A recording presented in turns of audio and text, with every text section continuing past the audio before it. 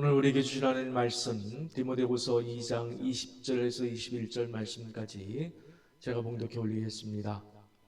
큰 집에는 큰 금그릇과 은그릇뿐 아니라 나무 그릇과 질그릇도 있어 귀하게 쓰는 것도 있고 천하게 쓰는 것도 있나니, 그러므로 누구든지 이런 것에서 자기를 깨끗하게 하면 귀히 쓰는 그릇이 되어 거룩하고 주인의 쓰심에 합당하며 모든 선한 일에 준비함이 되리라. 아멘. 우리 하나님 말씀에 아멘으로 화답하겠습니다. 아멘. 우리는 10월 특별 저녁 기도회를 마치고 11월 1일부터 21일까지 다니엘 기도회를 이어가고 있습니다. 지난 화요일 11일차까지 기도회를 가면서 생긴 질문이 있습니다. 왜? 하나님, 왜요? 왜 하필 접니까? 였습니다. 2일차 강사였던 김수현 집사님은 결혼 상견례 다음날 전신 55% 3도 화상을 당하였습니다. 집사님은 실제로 불이 얼마나 뜨거웠는지, 또 불타는 몸의 고통에 대해서 차마 표현하지 못했습니다. 그러나 그 고통은 중환자실에서 매일 드레싱과 각피 제거 수술할 때의 고통에 비하면 집사님의 표현에 의하면 너무나 귀여운 고통이라 표현할 정도였다고 합니다. 화상 환자에게 가장 고통스러운 것은 하얗게 익어버린 살을 긁어내는 수술이라고 합니다. 하얗게 익어버린 살을 긁어내고 썩은 피부를 긁어내는 수술을 매일 혹은 이틀 간격으로 했는데, 그나마도 백혈구 수치가 떨어져서 마취제나 진통제를 전혀 쓰질 못했다고 합니다. 드레싱이 있는 날 아침이면 새벽부터 턱을 덜덜덜 떨면서 간호사를 붙들고 애걸을 했습니다. 제발 저를 가족들 모르게 비닐에 담아 쓰레기통에 버려주세요. 제발. 답은 하나님밖에 없었음을 알고 있었고 하나님께 살려달라고 울부짖었습니다. 그런데 돌아온 답은 교만하지 말라 였답니다. 하나님의 위로를 기대했던 집사님은 오히려 울분을 터뜨렸지만 자신의 입은 화상은 온갖 교만으로 하나님을 떠나 있던 자신을 구원하기 위한 하나님의 첫 번째 심폐소생술이었음을 깨달았습니다. 집사님은 이렇게 고백했습니다. 스스로 하나님의 하나님으로, 자기 자신이 하나님의 하나님으로 자처하며 살던 제 곁에 그토록 서슬퍼렇게 하나님이 살아 계셨습니다. 살려달라고 하다가 죽여달라고 하기를 반복하는 자신의 기도 앞에 살고 죽는 것은 너의 소관이 아니다. 너의 교만으로부터 돌이켜라 라고 말씀하시며 집사님을 다시 창조주 앞으로 끌어내렸다라고 말씀하셨습니다. 우리는 우리의 온갖 고난과 슬픔과 아픔과 실패와 가난과 괴로움에 직면하면서 그때마다 하나님께 묻습니다. 왜요? Why? 왜 접니까? 여러분은 그 답을 얻으셨습니까? 6일차 강사는 손정희 장로님이셨습니다. 여성이신 장로님은 아동복 가게를 운영하면서 엄청난 성공한 기업가가 되었습니다. 원자재가 부족해서 옷을 못 팔 정도로 장사가 잘 됐습니다. 장로님 표현에 의하면 어제보다 못한 오늘이 없는 그런 사업가였습니다. 그러나 한순간에 거래 부도와 사기로 망하면서 나락으로 떨어졌습니다. 법원에 피고로 원고로 불려다녀야만 했습니다. 하늘 꼭대기에서 하루아침에 땅속으로 꺼진 자신의 삶 앞에서 3대째 내려오는 기독교 신앙을 붙들고 하나님을 찾아 부르짖었습니다. 왜요? 왜 접니까? 여러분이 이 실패와 고난의 삶이라면 뭐라고 하나님께 기도하시겠습니까? 아니, 하나님을 어떤 분으로, 이 실패 앞에서 하나님을 어떤 분으로 생각하시겠습니까?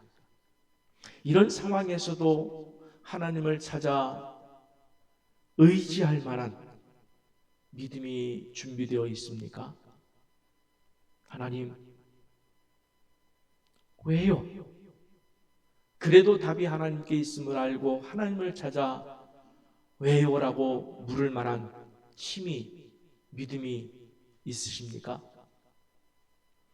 장로님은 마지막 남은 30만 원을 가지고 손수레를 샀는데 무엇을 팔지도 몰랐을 때에 붕어빵 원료를 미리 대주고 그 원료값은 붕어빵을 팔고 나서 얻은 수익금으로 받겠다는 참으로 상상하지도 못할 만한 어떤 사람을 만났습니다. 그런데 붕어빵 장사가 잘 되고 붕어빵 장사는 계절을 타죠. 나중에는 계절을 타지 않는 와플 장사를 했는데 이제는 스크린에서 보다시피 와플 대학이라는 그러한 기업을 이루어서 전국에 400여 개의 매장을 운영하게 되었다고 합니다. 여러분, 그렇게 다시 회복된 지점이 아니라 회복되기 전 가장 밑바닥에 있었을 때에 하나님을 찾아 하나님을 떠나지 않고 하나님, 왜요? 왜 접니까? 그렇게라도 물을 만한 믿음의 힘이 있습니까?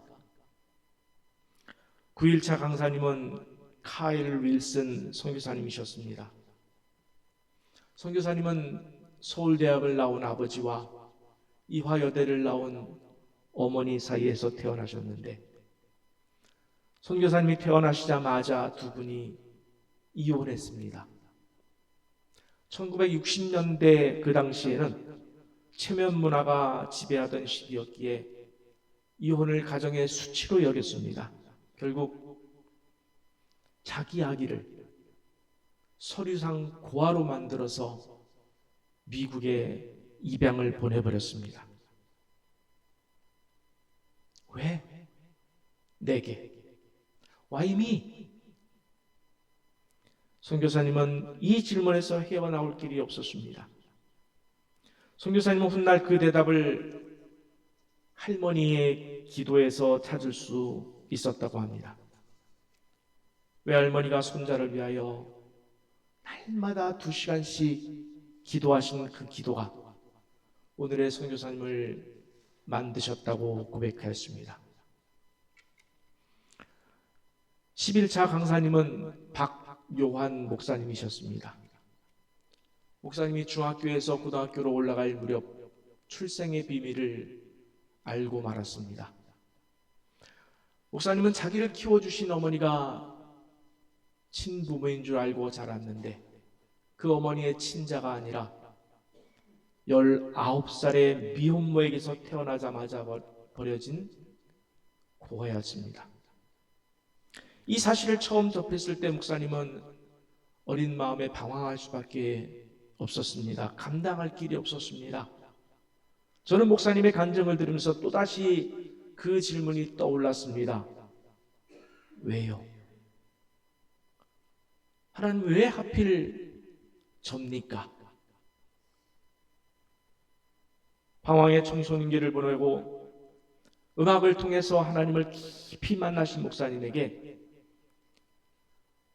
우리 하나님이 살아계십니다 라고 고백하게 된 사건을 만나게 됩니다.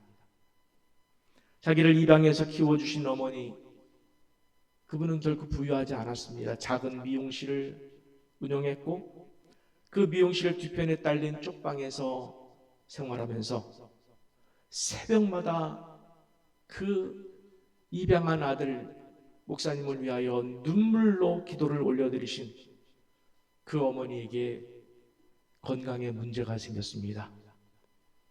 신장이 나빠져서 투석을 해오다가 이제는 신장 이식 말고는 답이 없다는 의사의 말을 전해 들었습니다. 여러분 알다시피 장기 이식은 장기의 조직이 맞아야 이식이 가능합니다. 담당 선생님은 아버지와 목사님에게 남편은 맞지 않을 가능성이 크고 그래도 아들은 맞을 가능성이 그나마 있으니 조직 검사를 하고 희망을 가져보자 라고 말합니다.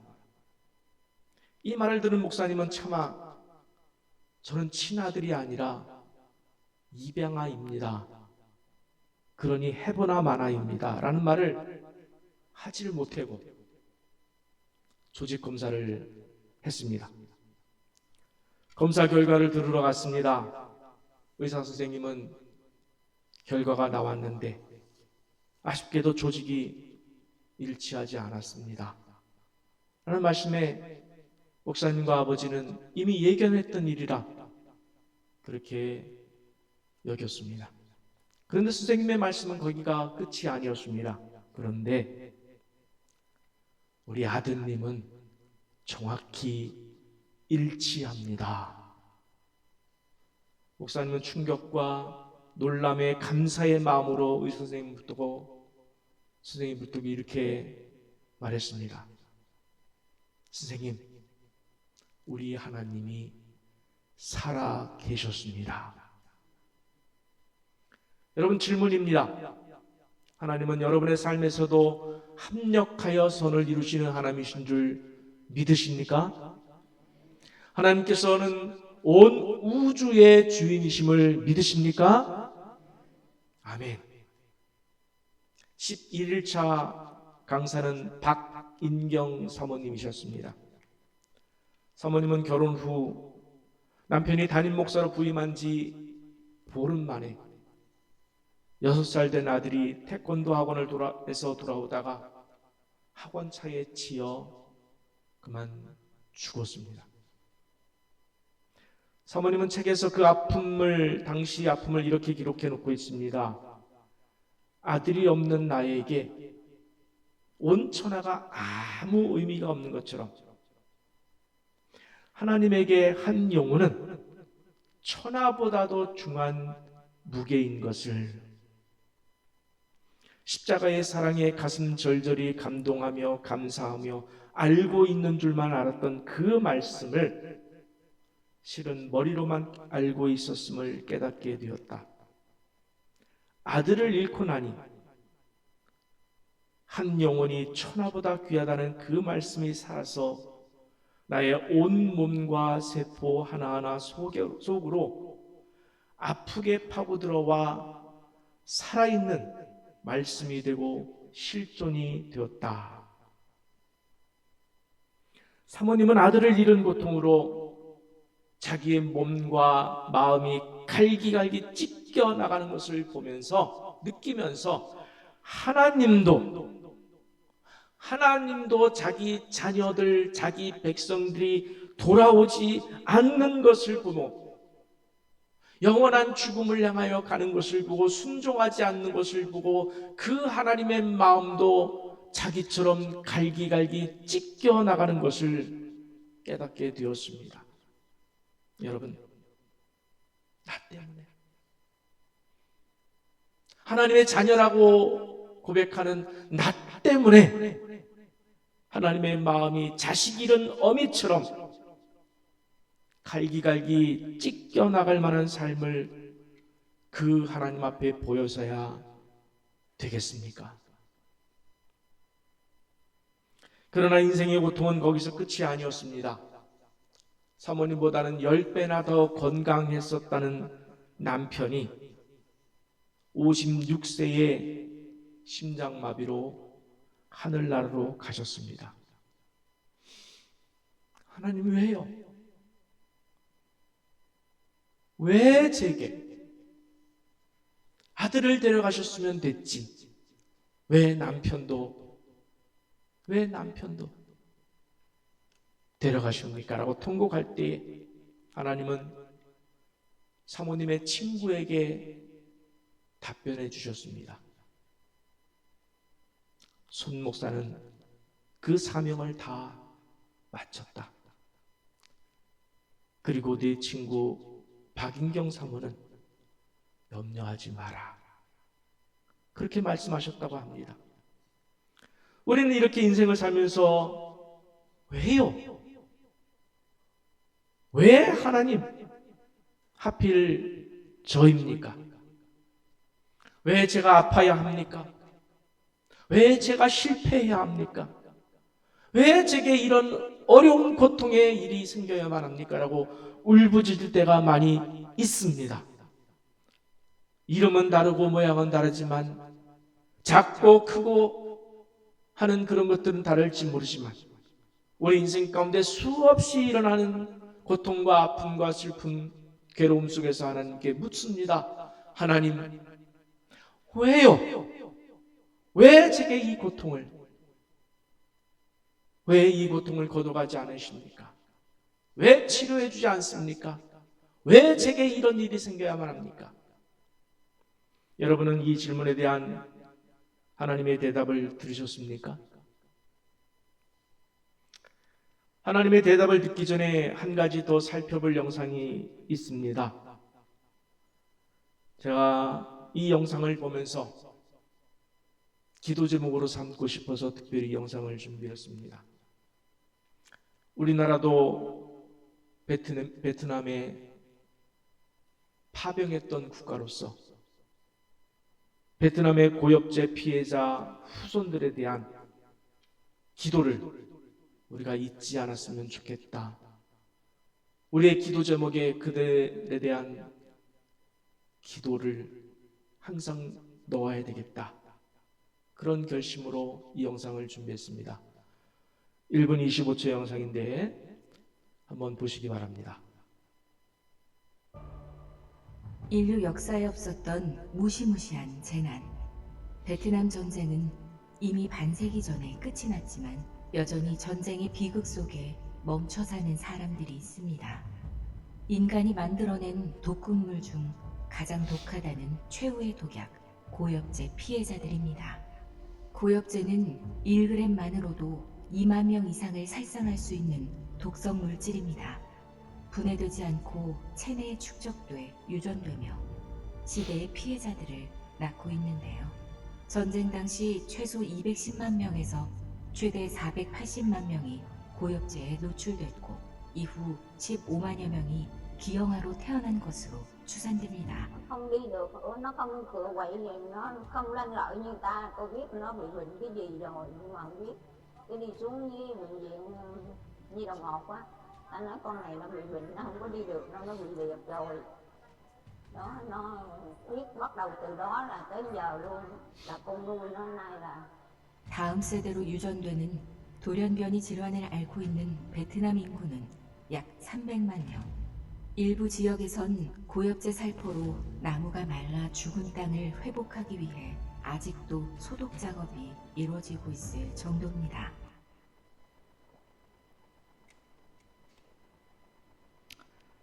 여러분, 우리는 태어나고 보니 나였습니다. 우리 중에 누구도 자신의 존재를 선택해서 태어나신 분은 없습니다. 그리고 그 나를 바꿀 수도 없습니다. 여러분, 바꾸고 싶어서 바꾸신 분 계십니까? 선택해서 태어나신 분이 계십니까? 아무도 없습니다. 태어나고 보니 사회적으로 훌륭하다고 하는 그 부모에게도 가차없이 버려진 고아로 태어났습니다. 미혼모의 아들로 태어났고 고엽자 피해자의 후손이었습니다. 특히나 고엽자 피해자의 후손들은 팔이 없습니다. 눈이 없습니다. 다리가 없습니다. 말로 닿을 수 없는 장애를 입고 태어났고 유전자로 인해서 그 후손들도 그렇게 또 태어날 것이라고 합니다. 그리고 우리가 살아오다 보니 피할 수 없는 화상을 입었고, 살다 보니 사기를 당했고, 사업이 망했고, 집안이 망했고, 살다 보니 어느 날 어린아들이 죽어 돌아왔고, 남편마저 일찍 떠나는 것을 막을 길이 없었습니다. 어느 날 암이 찾아왔고 각종 불치병이 찾아왔습니다. 누구도 막을 수 없는 일이었고, 예고도 없이 찾아온 불행과 고통과 슬픔과 아픔 속에서 살아가는 사람들이 너무나 많습니다. 우리에게도 이름과 모양은 다르지만, 크기와 모양은 다르지만, 각자가 가지고 있는 아픔과 슬픔의 눈물이 지금도 계속해서 흐르고 있지 않습니까? 우리는 이런 상황이 인식될 때마다 하나님 앞에 나와 울부짖으며 묻습니다. 하나님, 왜요? 왜 하필 접니까? 너무 불공평하신 것 아닙니까? 너무 불공평하신 것 아닙니까? 라며 불만을 표출해 냅니다. 이 질문에 대해서 하나님은 우리에게 이렇게 대답해 주셨습니다. 로마서 9장 20절에서 21절 말씀, 여러분에게 오늘 주시는 하나님의 대답입니다. 함께 읽습니다. 이 사람아, 네가 누구이기에 감히 하나님께 반문하느냐? 지음을 받은 물건이 지은 자에게 어찌 나를 이같이 만들었느냐 말하겠느냐? 토기장이가 진흙 한 덩이로 하나는 귀히 쓸 그릇을, 하나는 친히 쓸 그릇을 만들 권한이 없느냐? 아멘. 여러분, 하나님 말씀에 아멘 하시기 바랍니다. 아멘. 이 말씀은 내가 야곱은 사랑하고 에서는 미워하였다라는 이 말씀 뒤에 나오는 말씀입니다. 하나님은 우리의 왜요? 왜 접니까? 라는 질문에 단호하게 대답해 주십니다. 내가 했다. 내가 했다. 그러면서 네가 누구이기에 감히 하나님께 반문하느냐? 개역성경은 반문이라고 나왔지만 이전 성경이 더 어쩌면 와닿을 수 있습니다. 너는 어찌 나에게 힐문하느냐? 따져 묻느냐? 왜요라고 따져 묻느냐? 피조물이 창조주에게 어찌 나를 이같이 만들었느냐라고 따질 수 있겠느냐? 토기장이가 진흙 한 덩이로 각각 다른 그릇을 만들 권한이 없겠느냐? 라고 단호하게 우리에게 대답해 주십니다. Why me? 왜 접니까? 라고 물을 때 하나님은 Why not you? 왜 다른 사람은 되고 너는 안 된다고 그렇게 생각하느냐? Why not you? 어쩌면 오늘 이후에 지금까지도 만나지 않았던 그 엄청난 고통을 우리는 인생을 살면서 우리 앞에 일어날 수도 있음을 알고 있습니다. 그때 우리는 하나님께 질문할 것입니다. Why me? 왜 하필 접니까? 하나님이 대답하십니다. Why not you? 왜 너는 아니라고 생각하냐? 다른 사람은 되고 왜 너는 안 된다고 그렇게 따지느냐? 어찌 피조물이 조물주에게 따질 수가 있겠느냐? 토기장이가 진흙 한 덩이로 각각 다른 그릇을 만들 권한이 없느냐라고 하나님은 우리에게 대답해 주십니다. 저는 이 대답이 화상을 입으신 김수현 집사님의 언어로 다시 와닿았습니다. 너는 어찌하여 하나님인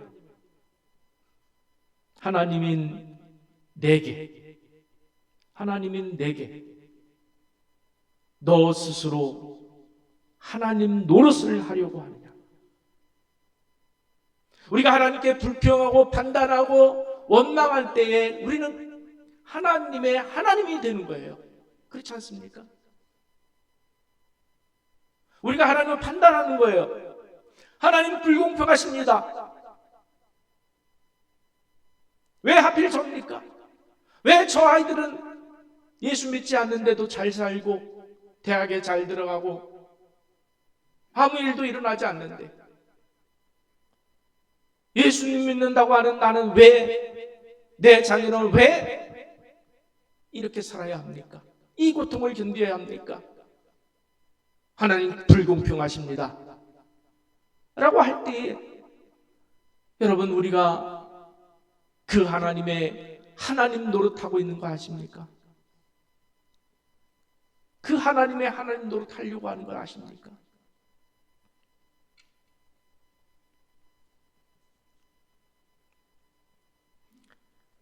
예를 들어서 우리의 소원대로, 내 생각대로, 내 입장대로 그 문제가 해결되었다고 합시다. 각자의 삶이 다 그런 문제가 없이 비슷하다고 생각합시다. 그러면 여러분, 우리에게 불평과 불만이 없었을까요? 하나님에 대한 불평과 불만이 사라졌을까요? 인간의 이기심과 죄성은 절대로 그것을 용납하지 않습니다. 우리는 또 그 안에서 이러한 문제들이 해결된 그 안에서의 또 다른 차별과 구별을 통해서 하나님께 불만과 불평을 쏟아낼 것이 분명하기 때문입니다. 그것이 인간이에요. 그렇다면은 우리는 이런 고난과 고통을 어떻게 이해해야 합니까? 어떻게 살아내야 할까요? 오늘 본문이 그 해답을 우리에게 주고 있습니다. 디모데후서 2장 20절에서 21절 우리 한번 같이 봉독해 보겠습니다. 큰 집에는 금그릇과 은그릇뿐 아니라 나무 그릇과 질그릇도 있어 귀하게 쓰는 것도 있고 천하게 쓰는 것도 있나니 그러므로 누구든지 이런 것에서 자기를 깨끗하게 하면 귀히 쓰는 그릇이 되어 거룩하고 주인의 쓰심에 합당하며 모든 선한 일에 준비함이 되리라. 아멘. 여러분, 예수님도 하나님의 계획과 선택에 대해서 잠시 머뭇거리셨습니다. 십자가를 앞에다 두고 내 아버지여 만일 할만하시거든 이 잔을 내게서 지나가게 하옵소서라고 울부짖으셨습니다. 그러나 곧바로 그 하나님의 절대 주권을 인정했습니다. 내가 했다. 십자가를 지는 것이 내가 해야 할 일이다. 그 하나님의 절대 주권을 인정하고 그 앞에 나가 엎드려 기도했습니다. 이 잔이 내게서 지나갈 수 없거든 아버지의 원대로 되기를 원하나이다. 아버지의 원대로 되기를 원합니다. 이게 무슨 말이에요? 화상을 입었습니다. 고아로 버려졌습니다.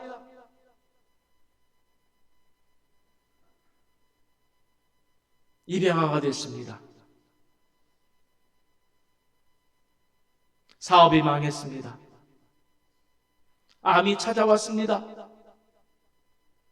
고통이 찾아왔습니다.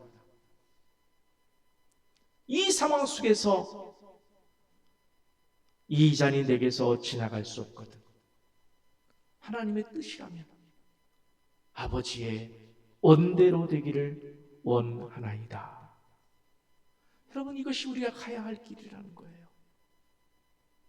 우리가 하나님을 다 이해할 수 없어요. 하나님의 하시려는 일을 다 알 수 없어요. 여러분 본문 21절을 다시 한번 보기를 원합니다. 이 말씀 앞에 우리가 가야 할 길이 나타나 있습니다.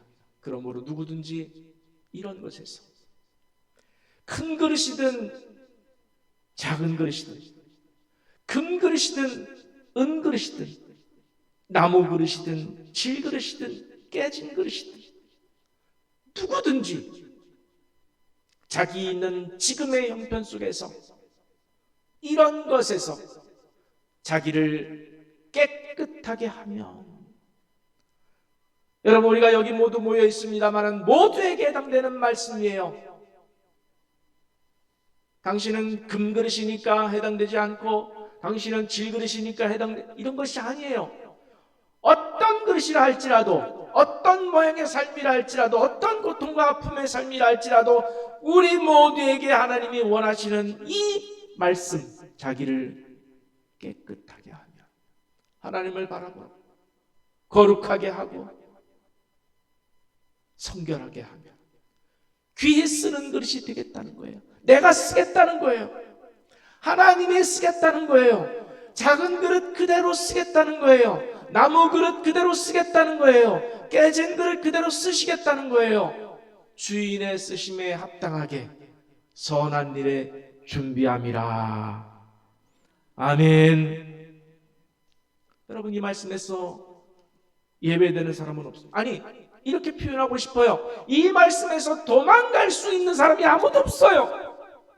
차라리 도망갈 수 있다면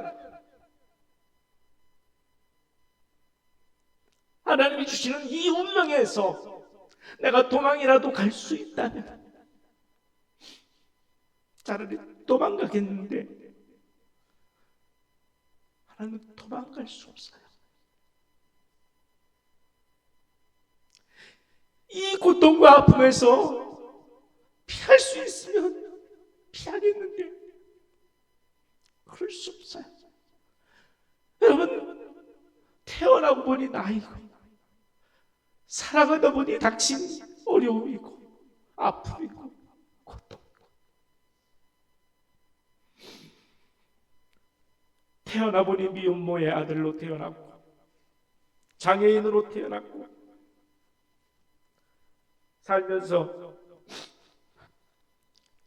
예고 없이 어떤 불행을 당하고, 그래서 지금 이 순간이 되어서 우리는 살아가고 있어요.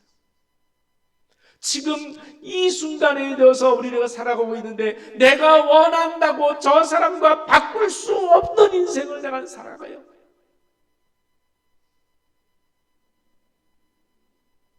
내가 원한다고 바꾸고 싶다고 저 사람과 바꿀 수 없는 인생을 살아가요. 그런 우리에게 하나님은 찾아오셔서 하나님의 절대 주권과 권한 앞에 엎드리란 말씀을 하시고 있습니다. 여러분 우리 자신이 어떤 그릇입니까? 난 작은 그릇이에요. 목사님, 하나님 전 작아요. 아니 깨진 그릇입니다. 그럴지라도 깨진 그릇이라 할지라도 하나님이 그것을 붙여주지 않는 그 깨진 그릇이라 할지라도 하나님은 오늘 우리를 살려내시고 있음은 하나님이 쓰실 목적이 있으셔서 그렇게 만들어 가심을 믿고 하나님이 그렇게 하실 주권이 그분에게 있음을 믿고 하나님께 여쭤야 합니다. 주님, 이 깨진 그릇을, 이 병든 몸을, 이 실패한 삶을 어디에 쓰시려고 이렇게 만드셨나요? 제 깨진 삶 그대로, 병든 몸 그대로, 실패한 삶 그대로 주님 앞에 내어드리오니 주님 영광 위하여 써 주옵소서. 진정으로 내 인생에 대한 절대 주권이 하나님께 있음을 믿고 고백하심을 통해서 내 인생이 깨진 그릇이라 할지라도, 갈기갈기 찢겨진 삶이라 할지라도 하나님이 쓰시면 거룩하고 선한 종의 삶을 살 수 있음을 믿고 지금 있는 이 모습 그대로 하나님 써 주시옵소서.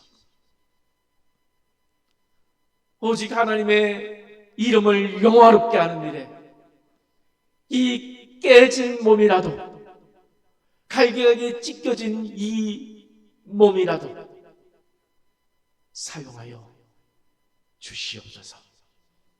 이 땅에 태어나서 죽는 그 순간까지 그 어떤 삶의 모습이라 할지라도 하나님께 올려드릴 수 있는, 하나님의 주권을 인정해 올려드릴 수 있는, 그래서 하나님의 피조물답게 살아내는 여러분 모두가 되시기를 간절히 축원합니다.